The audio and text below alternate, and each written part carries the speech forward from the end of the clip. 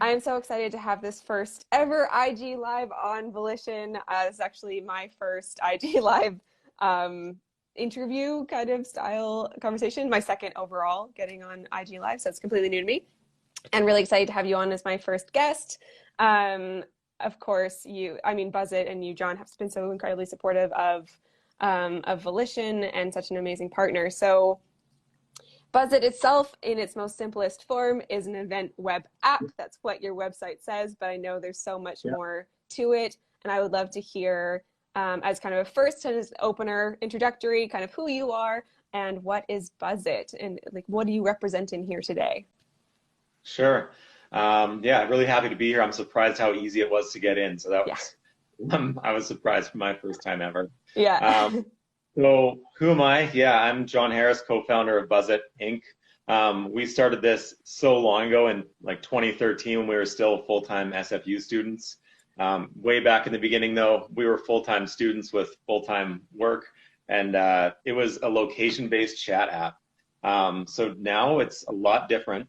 Mm-hmm. Evolution really came through pitching at Volition events and being there in the audience and as a pitcher. So we used that location-based chat at a few events, found that the audience really liked it, and then also found out that there was really nothing for event organizers of events from 50 to 500 people. There was really no audience engagement, audience networking tools. Right. So that's what we set out to start building around May, June of last year. And now we've done about 40 events altogether, most of those Volition, but also a few other customers. And yeah, we're really excited to be part of the Volition package that's all around the, Yeah, and for those who aren't familiar with Volition and the work that we're doing in partnership with John, we since 2016 have put on, I don't remember, 83, 84 pitch events, and one key part of those pitch events is to have the audience participate through voting for the top 3 pitchers of the evening. So John came, I don't actually know when you started doing this with us, but came up to us and said, hey, I think you could use BuzzIt for the voting, because we were wanting to get rid of the paper printing and the impact that we were having there, and both logistically and on the environment. And you came to our rescue and have been continually evolving over the time that we've worked with you, and it's been so incredible. And now, of course, we've gone virtual, which has its own kind of interesting pieces to it, and we've continued to use BuzzIt, and it's been fantastic because you've changed and updated and done so many incredible things with it. So I know, of course, being an event web app that is intended to, generate conversation and get people engaged, that COVID has probably had, and the current situation, and then, and the pending whatever that looks like, has had an impact on what you, maybe what your roadmap did look like. So I'd love to know what impact it has had on you and kind of what's come out of that experience. Right. So just on a personal basis, we moved our family up to Big White Ski Resort just for a month because we could. Essentially, there was no events to go to anymore. We're going to be moving back to Vancouver soon, though. We're really missing everything that we had in the city.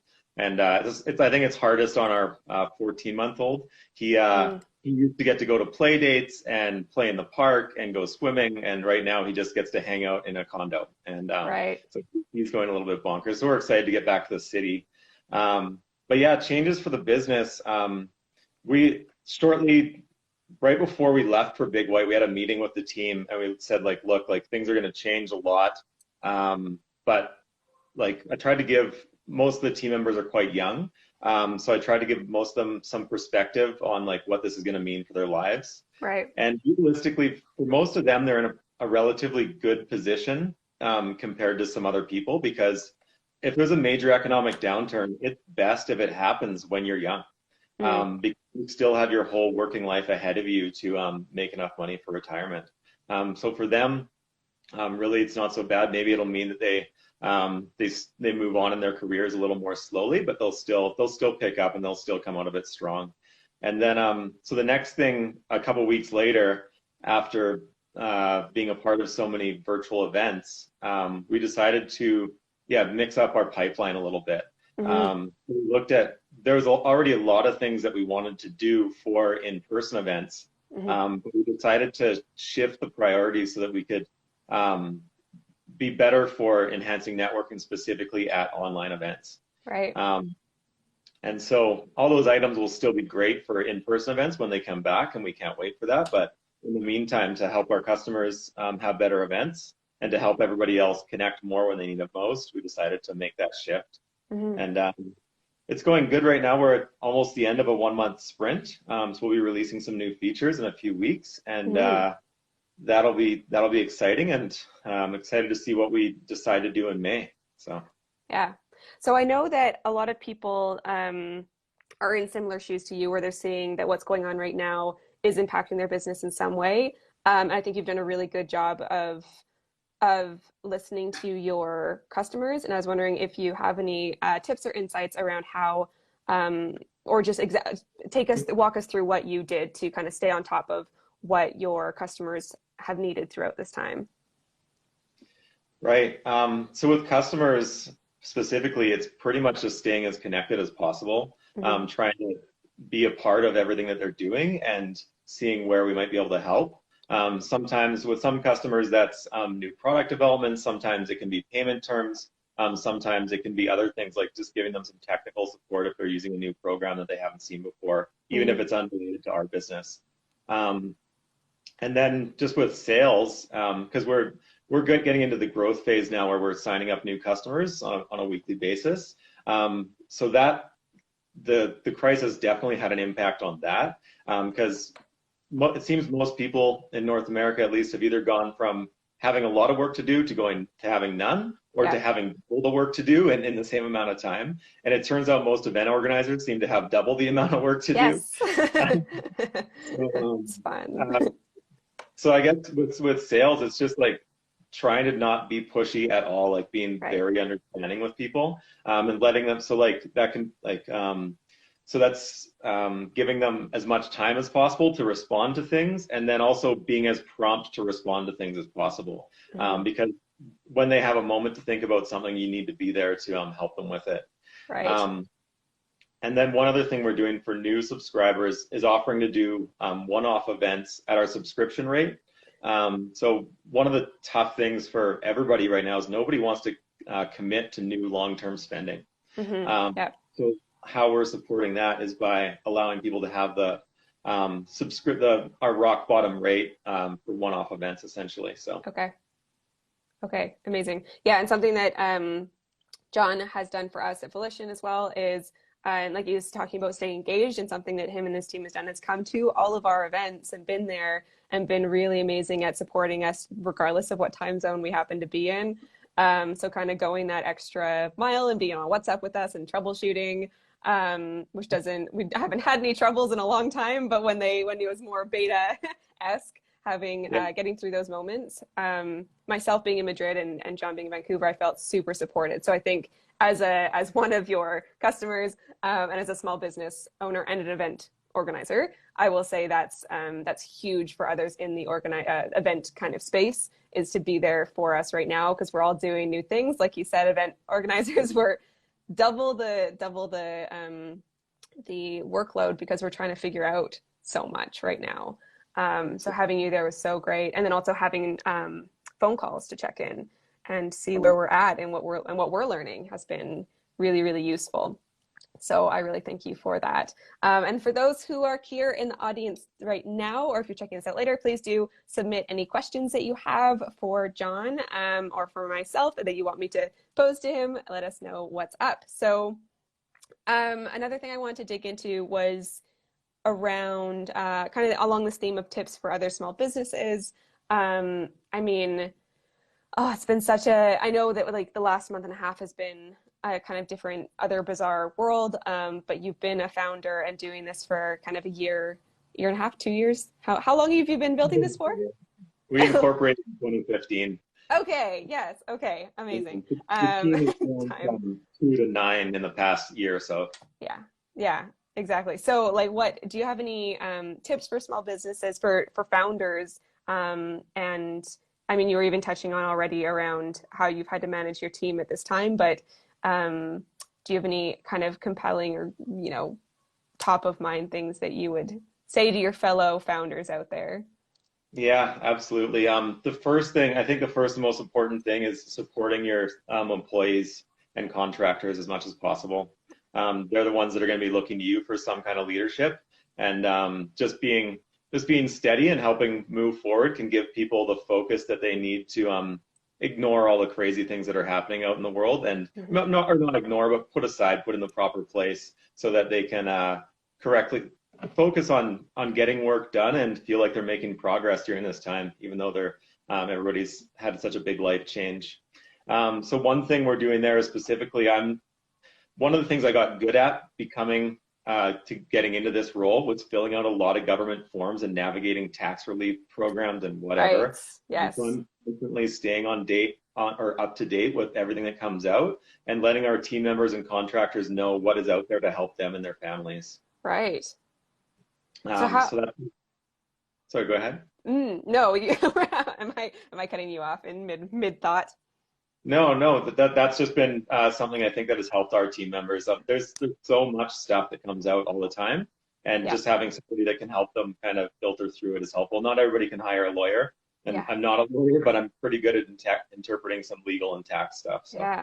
Yeah, and I imagine it's going to continue to shift over time. I was just talking to someone who's specialist in HR, and they were saying that like the next 12 to 18 months, particularly and this is speaking for like Canada and particularly Western Canada, obviously all different areas of the world are experiencing this in different ways, but the next 12 to 18 months she's anticipating we'll get back to like maybe 60 to 80% normal, and is trying to figure out what that looks like. And I'm assuming that the government's going to react to that along the way.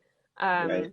So how have you been able to take advantage of any of the government subsidy programs or government incentives? Or for the past 7 days, that's been pretty much what I've been doing. And I wouldn't actually say taking advantage. I would say, from a legal perspective, trying to see what we can make use of is the best way to put it. And that would have been one of my recommendations for sure. So I'm glad you brought it up. There is so much out there right now. It is a little bit tough to navigate, but it's worth it. Something that we just found out this morning, we're getting a Venture for Canada grant to hire one student this summer. Okay. That's under the Student Work Placement Program, I believe. And this is just Canada, but and so one thing that's happened is a lot of the prospective employees we'd talked to had said, I think that I have a job, but it might be canceled because of the crisis. So I took that one step further and asked, we already had one grant from Venture for Canada. I asked them if, have people been returning these grants? And they said, yes, here, take some more. Oh, wow, right. So we might be able to hire a lot of people this summer by seeing what grants are stackable and what's out there. So there's normally a lot for startups in Canada and BC especially, but because of what's happened, there might be a lot more available to the people that can make use of it. And then also a lot of great candidates. So we're really excited to see who we can bring on for the summer. Yeah, that's something that I've also heard is like if the talent pool is healthy and people are looking, so it is there and available. So how do you go about navigating this yourself? Like you're saying, it takes a lot of time. It's confusing. Do you have like a resource that you go to that you could suggest, or is it like we literally waited around the muck of it for hours? It seems like a lot of companies are sending out a lot of stuff. One thing that's been really great for us is the SFU Venture Connection, the incubator that we're a part of, because they're really tailored to our province and like our industry and our stage of startups. So that's really good. Then SFU Venture Labs has been great as well. They have if you can go to the SFU Venture Labs website and you're in Canada, they have a great article that combines everything. Right. So that's been really helpful as well. Okay. So far, I think those are the two top ones because they're so specific just to our company. Yeah, of course. Yes. So what I'm hearing is relationship maintenance, relationship building, whether it's with your customers or it's with organizations that can help you, it's with the government, like just reach out and say, hey, checking in, this is where I'm at. is there any more money available? Is there, how can I help you? These kinds of conversations. So just keep the conversation going is what I'm hearing. Absolutely, yeah. Mm. Because they can't publish news fast enough, right? So as soon as we saw that like 5 candidates had responded saying like, my internship is canceled, it was like, okay, well, those internship dollars got to go somewhere. It's kind of trying to think a little bit outside the box can help you as well. Yeah. Okay. So with all of this lining up for the next 3 to 6 months, what does your next 3 to 6 months look like if you had a crystal ball? This is the cloudiest crystal ball in I know. history, I think. I know. No, I think we're going to continue to do 1 month sprints. So at the end of each month, we're going to launch a new version of the product and then see where we need to focus for tech development in the next month. Okay. So the input for that will be the sales conversations we're having and the customers that we already have, Yeah. and what the team thinks based on their experience. And so for product development, I bet that that'll stay virtual. So at the end of that, I think that we're gonna have a really comprehensive product for virtual environments, and so I'm excited about that. But as for team size, I think what I'm most excited about during this is developing the team and the processes. So we're going to be able to hire a couple sales representatives, some marketing managers, and the one thing that we're really looking for right now, which is the hardest to find, is a back-end developer. Okay. We've got funding to hire a Canadian back-end developer, so if anybody is particularly experienced in PHP and wants to join a growing startup with some international customers, then we would love to have them apply. Okie doke. Is that your kind of big ask of the audience here today? It would be, yeah. Yeah. That would be. Okay. Everyone spread the word looking for a back-end developer. All right, we still have some people coming in here. Everyone who's joining right now, please do say hi. Submit your questions to us. So we've been talking about what is BuzzIt, how did John and his team, how were they able to react kind of in the shock of it all? And then what is that looking like on a day-to-day now and going forward? Amazing. Okay. So aside from kind of digging into different resources, staying on top of resources and reaching out to your connections, did you have any other lessons learned during this time that you think would be interesting to share? I would say one of the key things that I've come to realize just over the past 2 weeks, especially with the developments in the States where it seems like people are protesting lockdown, we think that this is going to last longer than we initially expected. Yeah. We hope to move up to Big White for 3 weeks and to have life go back to normal. And I don't think that's going to happen. Yeah. We think that it's going to last probably at least a year, especially for our mutual industry space, which is events.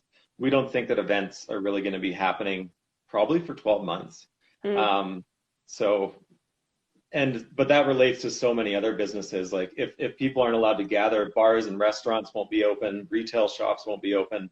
A significant part of the economy is going to be affected for a long time. So get ready for it to last long and do as much as you can to prepare. So whether that's shifting your product so that you can sell during this environment, or just in the early days, like the next couple of weeks, getting as financially prepared as possible, like eliminate unnecessary costs, apply for every government funding program possible, get extra lines of credit from your bank, anything that you can do to keep the cash flow rolling. Right. Because you and your employees are going to need it. So. Okay. Thank you so much. I only have one question left, 1.5 maybe, we'll see. So you were just talking about new normal and this kind of, obviously this is a conversation that a lot of people are having right now, but I'd like to know, since this is Founder Chats, you as a founder with a team and during product development, all the things, and you're in a vertical that is going chaotic, what does your day-to-day life look like right now? What is your new normal and where are you trying to get to with your new normal? What would you like that to look like?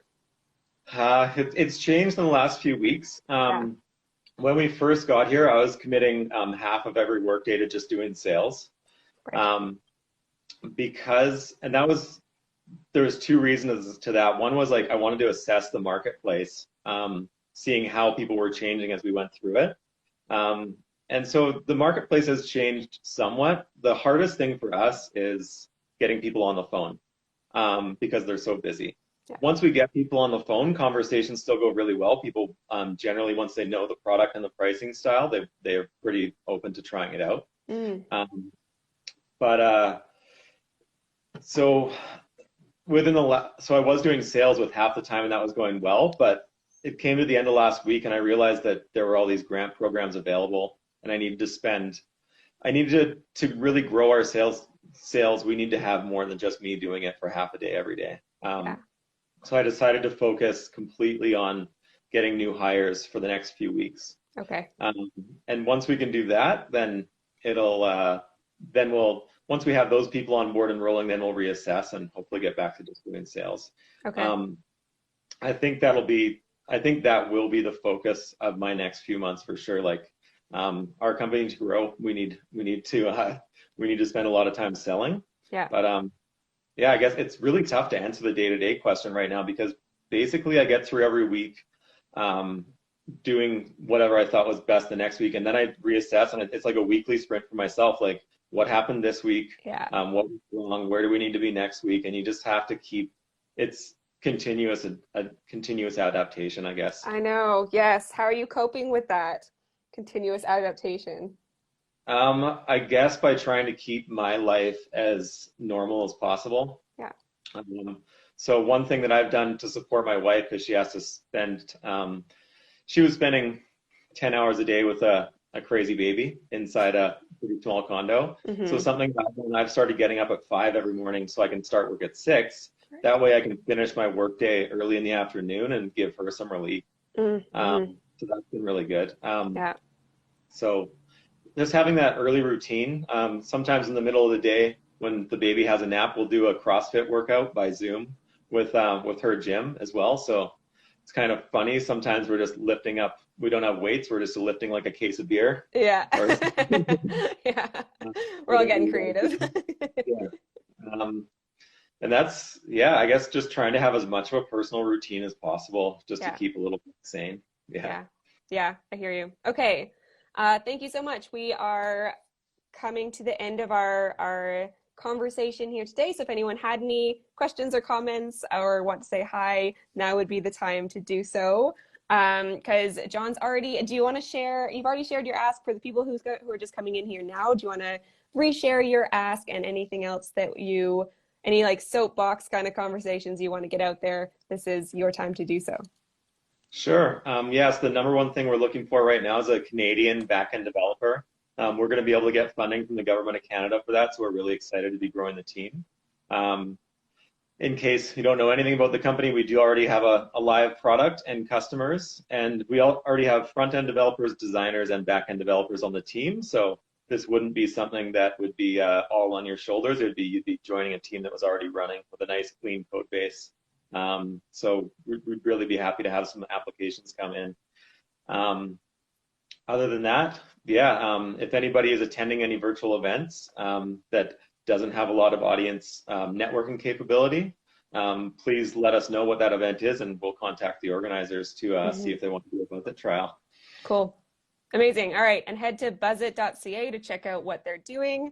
As of May 1st, there will be some new features. What are the new features for May 1st again? That's right. May 1st, we'll be launching a new version of the product. So for the first time, attendees will be able to sign in. So they'll be able to interact with other attendees that are at the event. Very cool. And as always, all of our event apps are permanently hosted. So if you've gone to an event and met people or seen people pitch at the event, you're going to, for the rest of history, essentially, as long as there are smartphones, you're still going to have access to that entire event on your phone. So it should help. It'll be like going to a trade show and putting the little pamphlet in your drawer forever. Yeah. But a lot more convenient than that. So. Very cool. Alrighty, cool. Thank you so much. Head to buzzit.ca, check it out. You can also, oh, hi, Paul. We're just signing off. You can also head over to volitionadvisors.com/events and any of the pitch events that are on there. We use BuzzIt for those, so you can also see how it actually works live as an audience member. And I'm really excited for for all of the new things coming out in May. I'm a huge event nerd. This is my bread and butter. So I'm really excited by this. Okay, Awesome. so to everyone who's just joining, we are just ending this live now, but this is going to be, it's going to continue to be living on our stories for the next 24 hours, is my understanding. It's still slightly new to me, but then we're going to download it and get it on our IGTV so you can check it out. As Sabrina said earlier in the comments, very insightful conversation with John, hearing how they've been dealing with coping with the last recent turn of events in the world history, and what the next few months look like, but on a very week-to-week sprint kind of basis. So I think we're all there with you, John, and really appreciate you being here today and sharing all of your insights and your story with us. Thanks for having me. Really happy to be here. Maybe we can do it in a few months and hopefully we'll be Yes, more normal. yes, that would be amazing. Yes, we should do 2-month follow-ups. Great idea. Did you hear that, Sabrina? That's my marketing coordinator. So amazing. Thank you so much, John. And yes, we will check back in with you now that we know how to do this. And you and I both now know how easy it is. So we can just do this whenever we want. Okay. Absolutely. Bye, everyone.